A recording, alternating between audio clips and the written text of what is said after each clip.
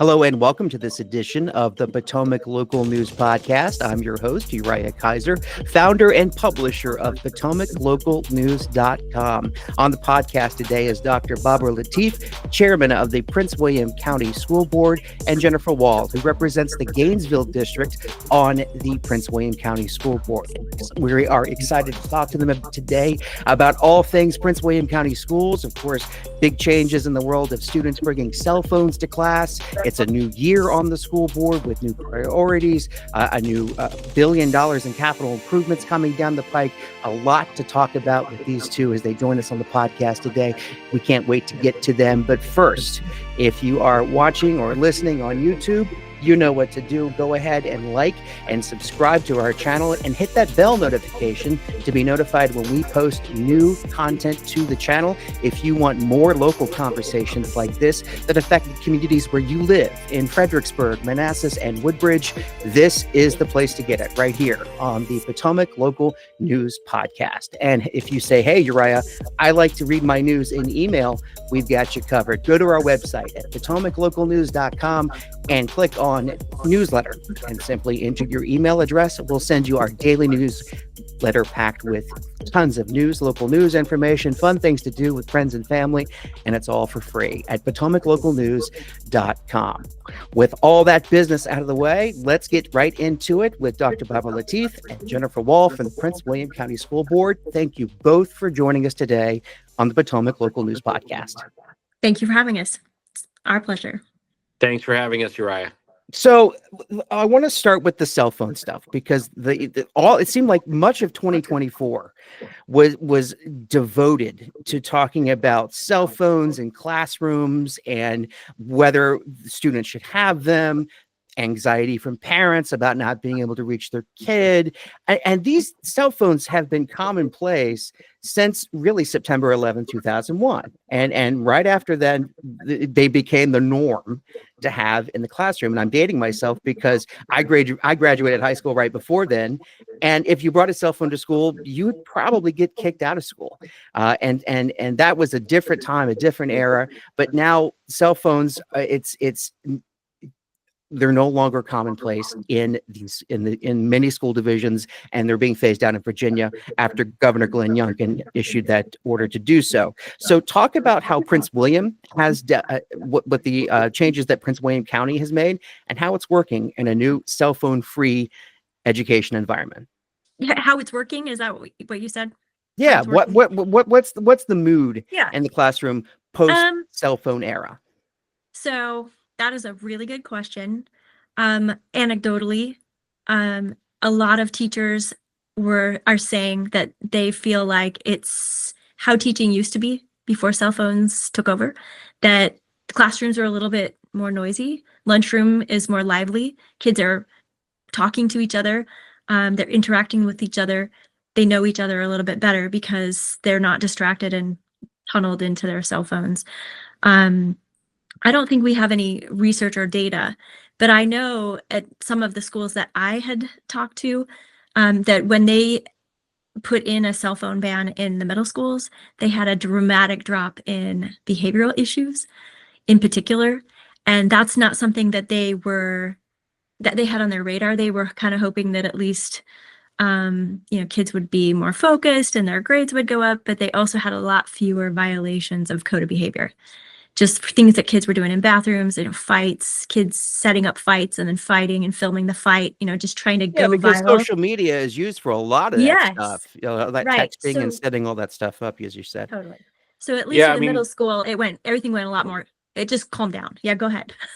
No. I mean, Ms. Wall's correct, and you're correct. But you're right. Going back to when it all started, one of the books that we read as a school board, and that's been on the bestseller list for the last year or two, is The Anxious Generation by Jonathan Haidt. And it's a great book if you want to look at summaries of research being done on the impact of cell phones and social media. But, he cites 2012 as a year when cell phones and social media became essentially ubiquitous, right? Kids had cell phones, almost all of them. And then social media and Facebook had really taken off. And now you have this combination of cell phones and social media at the same time. And since that year, there's research to indicate test scores around the world are going down in all countries, including Asian countries, European countries, and America. And we see depression rates and other suicide rates and those kinds of things going up. And so the question is social media, is this access to constant digital stimulation healthy and good? And I think he points out a lot of important research. And we based a lot of the work we did on stuff that, he's talked about, but even stuff that's been out there before he wrote the book. 2 years ago, the school board really did a pilot in middle schools to stop cell phones bell to bell. So that started in our middle schools. Elementary schools really weren't a problem for cell phones. We really didn't have an issue nor needed a major policy for that. The teachers were pretty good about keeping the kids off of them, but it was middle school where they became really an issue in high school. The pilots in middle school worked tremendous. Some of the schools in Miss Wall's district used them.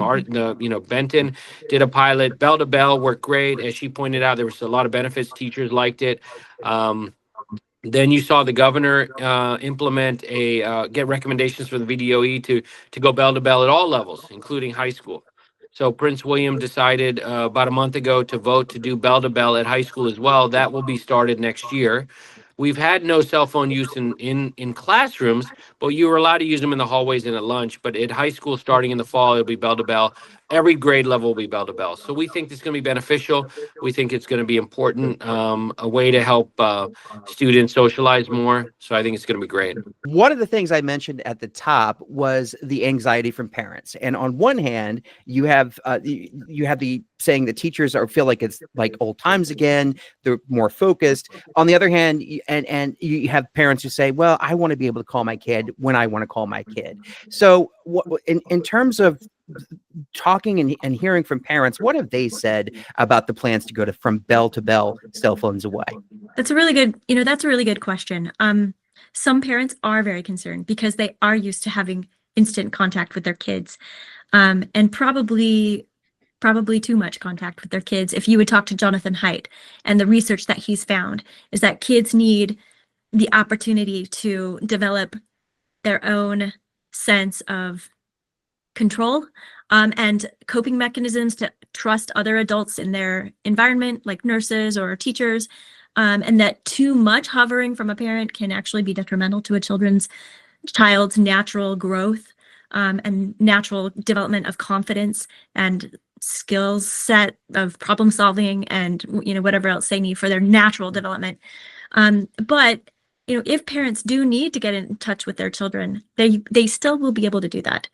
Before cell phones were everywhere in schools and before we could, text our kids at any moment of any day, we did have ways for kids and parents to connect. Like I getting home vaguely into remember school being pulled out of class and saying, "Hey, your mom called. You better go."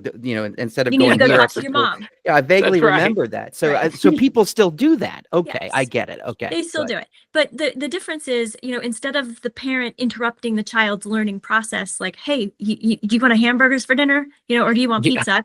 Right? Or, whatever it is, I'm cleaning out your room. You want me to do your laundry today? Instead, it's like protecting that educational time. And those things that are truly important can still be communicated. And those things that can wait, can wait. And I think for all of us, that's actually a really good lesson that some things can wait and some things are emergencies. And always, with clear communication protocols in place, parents who want to reach out to their children or children who need to reach out to their parents will still be able to do that. It just won't be in the middle of, a test review or in the middle of a group project or anything like that. I personally think most disruptions that are coming into children's lives while they're in class are not parents getting in touch with their kids or employers getting in touch with kids. I think it's kids getting in touch with social media and with each other outside of what they're supposed to be doing. That's what I think. I don't have any really hard evidence to back that up, but that's my guess.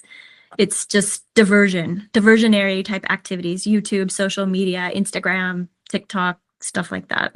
Yeah, stuff that you shouldn't be doing. You should be doing at while you're school. learning. Yeah, yeah, it's as you said, a distraction. Let me switch gears and talk about some of the things that you guys got working. It's a new year. You have you have several priorities. Some of them over $1 billion in new capital improvements. You have a new strategic plan that you're working on. You have a superintendent who is finishing up. She's going nearly 5 years, finishing up on the fourth year here, and and you have a growing county, right? The population in Prince William County is still growing, so you have to serve the needs of the growing county. At the same time, and we've done some reporting on this, that student enrollment is on the decline because fewer people are having kids, or they're not moving. Families with children are moving to Northern Virginia and Prince William County. So talk. I threw a lot out there, but please talk about your plan to serve the growing population, which Prince William County still by population is growing, and your plans for growth in the school division, and what this declining enrollment that we've reported on, how does that factor in? So, I'll take the beginning of that. So, Uriah, the great questions on, population and student enrollment. So, student enrollment has essentially plateaued, and we may start seeing a decrease in enrollment over the next few years because of people having less children, people moving in less in the county with small children.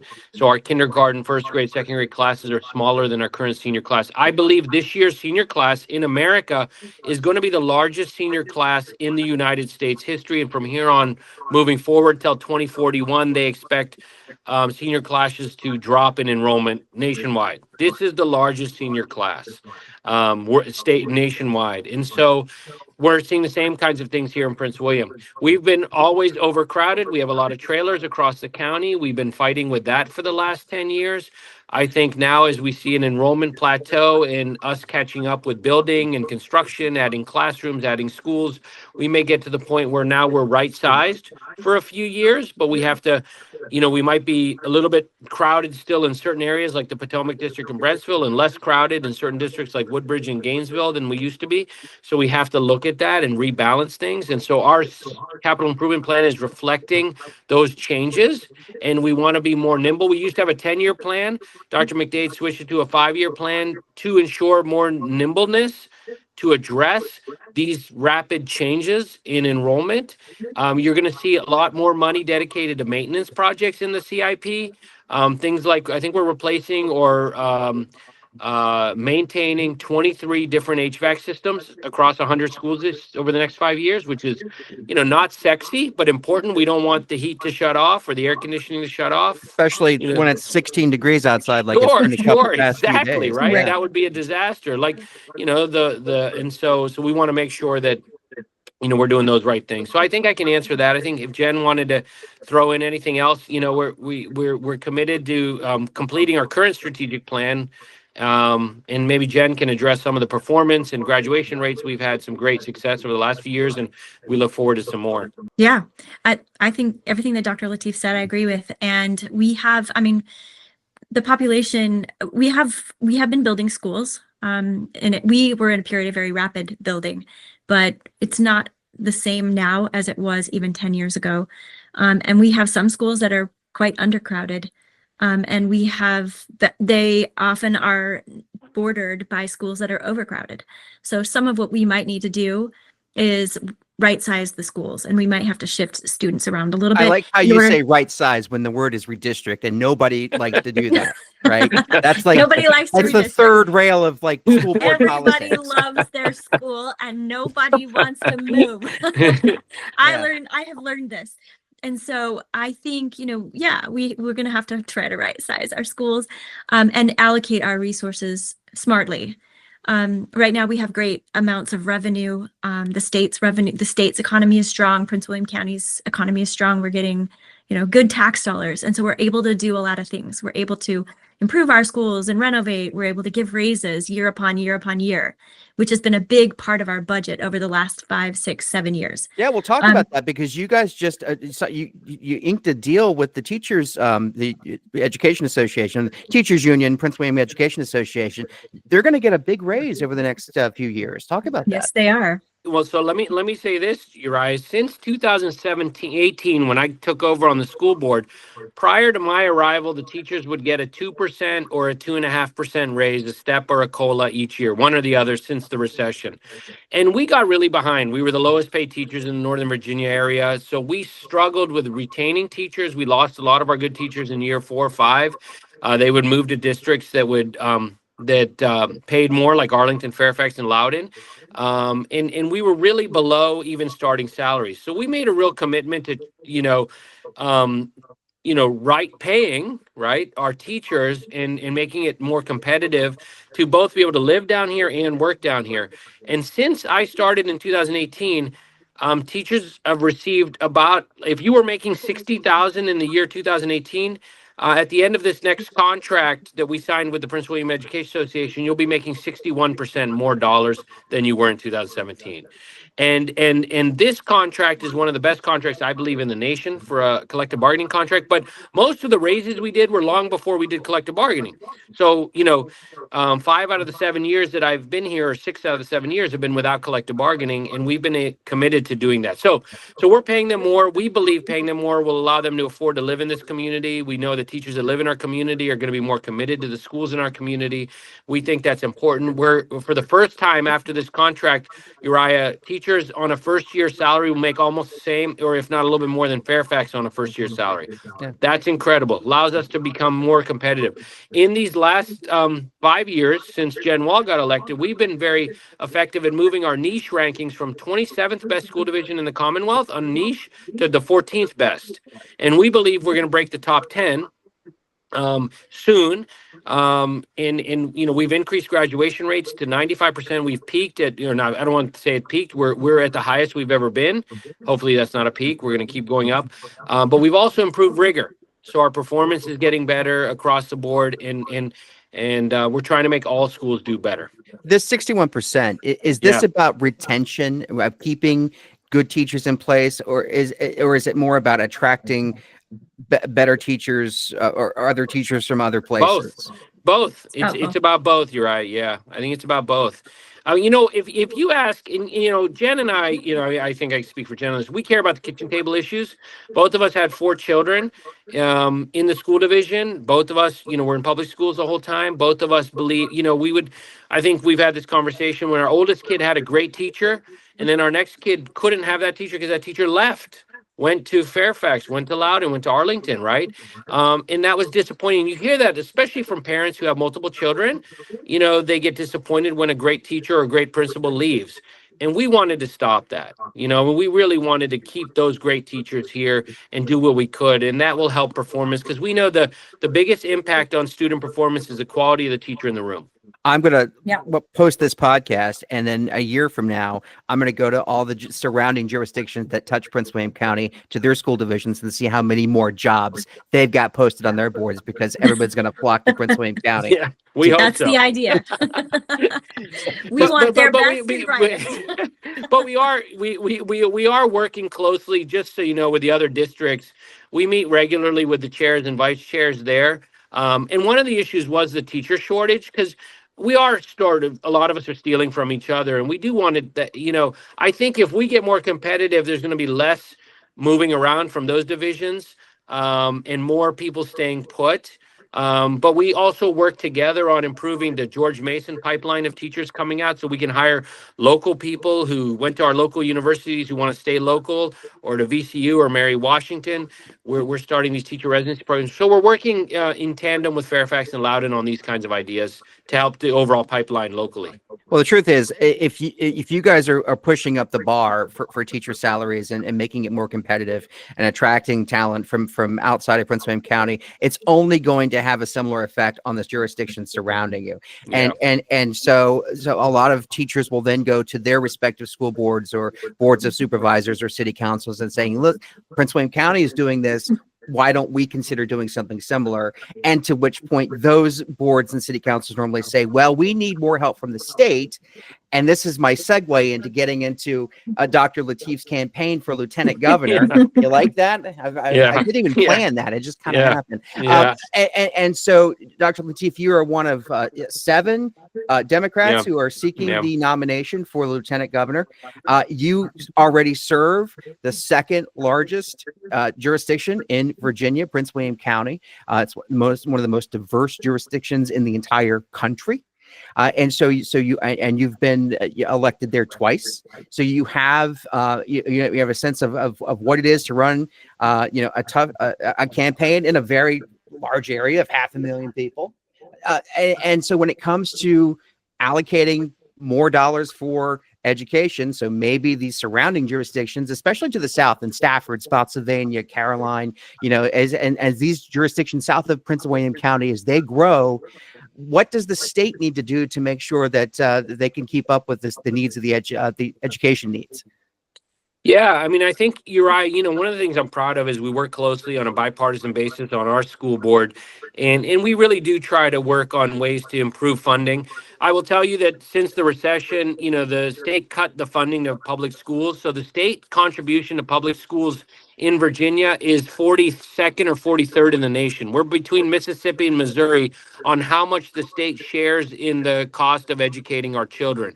That means the rural districts, the smaller districts, the less affluent districts are paying a lot more for their education than similar districts in other states, and that's really puts a lot of pressure on the local population and the local tax base. We believe in Prince William. I certainly believe that we need more of our tax dollars coming back from Richmond. That we send to Richmond should be coming back to our schools. We shouldn't be 42 and 43. And in districts like Fairfax and Arlington get far less money from the state because they are more affluent.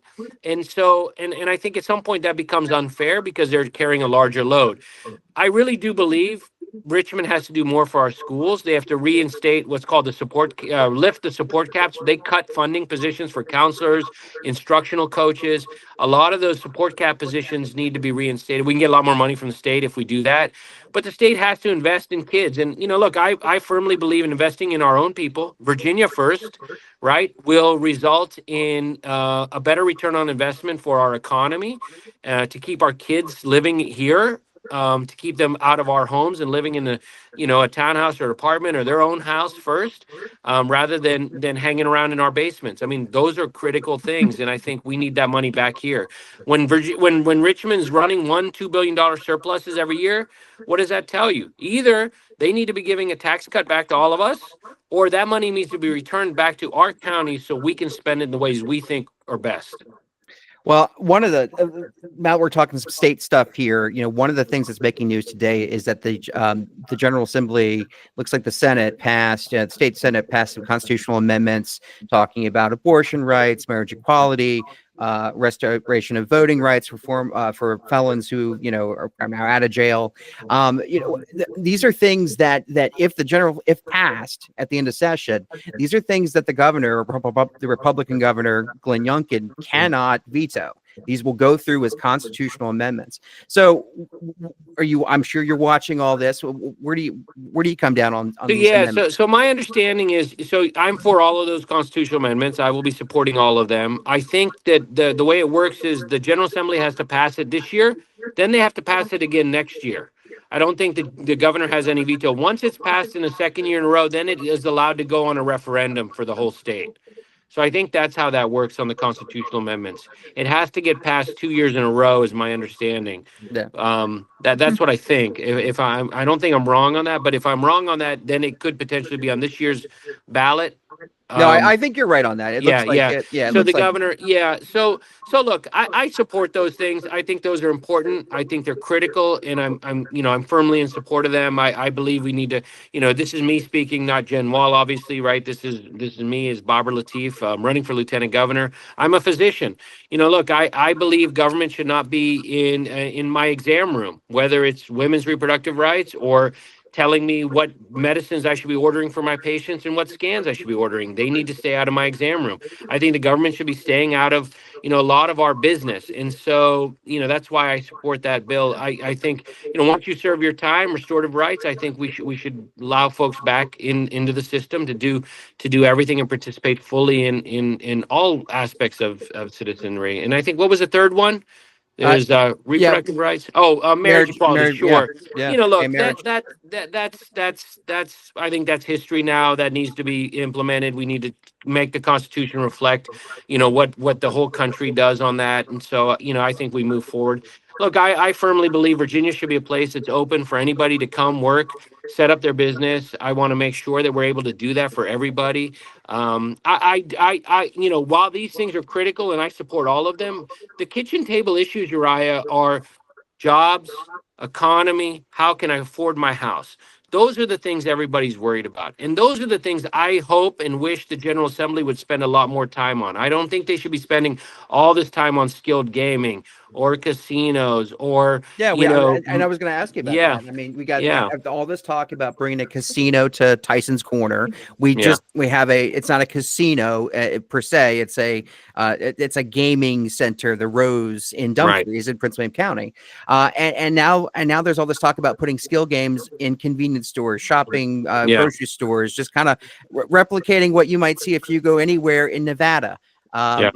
And so the push to do all of this, it just seems it's I don't know. As you said, these aren't kitchen table issues. I don't think anybody woke up and said, "Man, I'd love to go buy a I pack want of slot cigarettes and a machines in my soda and a slot." 7-Eleven down the Right? street. Yeah, Right. yeah. I don't think anybody did that. So Yeah. why are we talking about this? I don't know. Look, if I'm lieutenant governor, I want to keep the issues that we're talking about on the issues that matter to people. I see 30 to 40, 50 patients a day. I know what they're worried about. I know about the copays, deductibles, the costs. I know what parents and constituents are worried about, the cost of tutoring, the cost of school lunches, the cost of college tuition and in community college tuition, or the worries about access to good, high-paying, high rewarding jobs that provide self-worth and self-confidence. Those are the things everyone's worried about. Those are the things I worry about on a daily basis. I'm not worried about all those other things. Look, casinos, they have referendums. We voted for it in Dumfries. They voted against it in Manassas Park. Have a referendum, let the people decide if they want to bring that stuff in. That's one thing. But to make gambling, predatory gambling, like slot machines in 7-Elevens, available for children to walk by with fancy sounds, great colors, attractive screens, I just think that's predatory gambling. There's no need for it, not when we're running surpluses in the state. If you think that's your innovative idea for raising money in the state, I think that's just an awful idea. And if that's your extent of creativity, I think you need to come up with a better idea. And I think our politicians in Richmond need to work a little bit harder to come up with better ideas. Look, we benefit from data centers in Prince William County. I never said Prince William should be the #1 place for data centers on planet Earth. But how about data centers in every county across the state? You spread out the pressure on the electrical grid. Each county gets to benefit. Their schools will benefit a lot from data centers. They don't have to be all concentrated in one area. They're not going to be an eyesore for everybody. Stafford's talking about them, right, Uriah, down in your area? Yeah, Chesterfield's talking about, Wise County's talking about them. And I worked in Wise County with UVA because I served on their board of visitors. We expanded the university at Wise. We expanded their majors. Now they're talking about building data centers down there. And this is exciting stuff. And that's good money. And data centers provide jobs in other industries in the state. And so I'm for them. And I think that's a great way.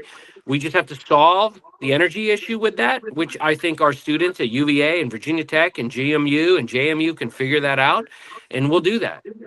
I'm going to do the whole, those thoughts were not have anything to do with the Prince William County Public Yes, School Division. That's all all right. Dr. Babur Lateef and his Yes. campaign for lieutenant governor. And Yes. so, and I Yes. would make the joke that Jen Wall actually went and was playing on her cell phone on social media at that time, just like the kids were not, but I can't do that. I'm not going to say that. No. As I wrap up here, I want to shift it back to the school division and talk about what are some of the things on the schools that we should be excited about in 2025, and what should we be looking forward to? New school openings, new programs, just new things happening. Kind of clue us in, if you would, Jen.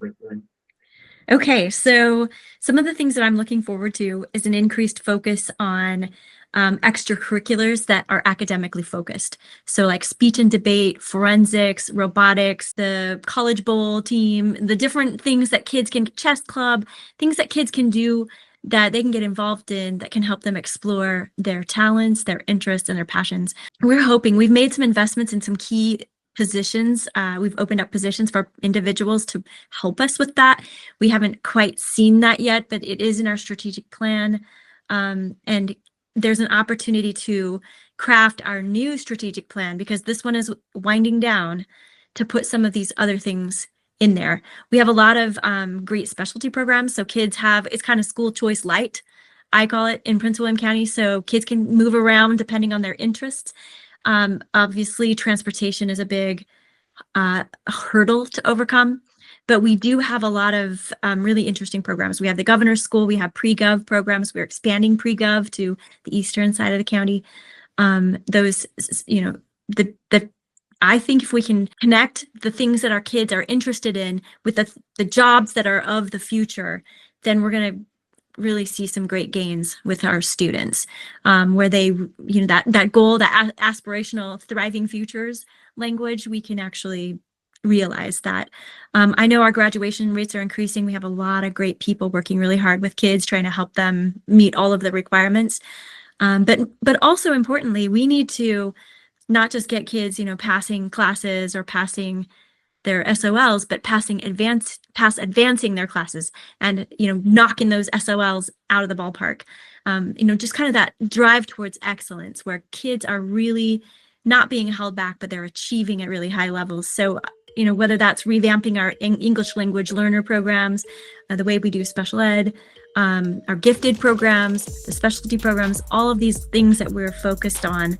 I think if we make good efforts in all of them, it's the 1% rule where you make small incremental changes in lots of different areas, 1% improvement across lots of different areas, that you're going to see a compounding effect. I think that's my impression of what we've been doing in the strategic plan and what we have to look forward to. Dr. Lateef, what are you most excited about this year? Yeah, well, look, I think Jen laid out a lot of stuff. I am most excited about our continued push for improving our graduation rate, improving the rigor of our curriculum. And the one thing that I'm actually most proud of that I think will continue to increase is, you know, when Dr. McDade started, we were winning around $30 to $40 million of scholarship dollars for our seniors across all high schools per year. Last year, we hit about $125 million for our seniors in scholarship dollars won. That's real money, Uriah, in real pockets of real people and real families that go to real tuition and real help for real people. And that's what, you know, I'm grateful for the school board that I get to serve with. Jen Wall has been on this board now 5 years. You know, she's chairing the governor's school board, the internal audit committee, and now our health student discipline committee. Lori Williams had chaired our student discipline committee for a number of years. She's chaired our governor's school. We have a great board that works well together, especially on the issues that we find common ground on. And I think that makes us a stronger district. And we spend more time trying to find the common ground to make improvements rather than spending a lot of times on the issues that might divide us.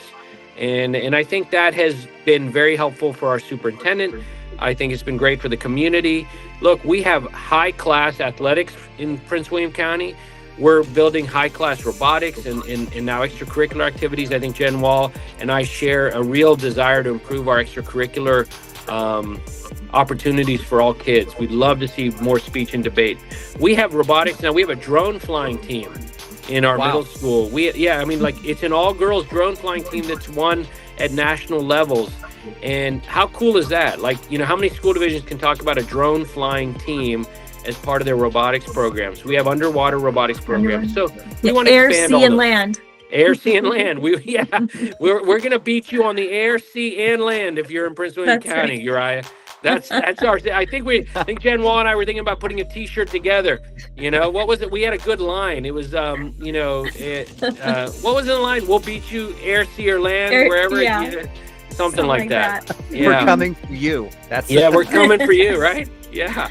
Dr. Babur Lateef is the chair of the Prince William County Public School Board, and Jennifer Wall represents the Gainesville District on the school board. Thank you both for joining us today on this episode of the Potomac Local News Podcast. It's Thank a pleasure. you, It's Uriah. been a pleasure. Thank you, Uriah.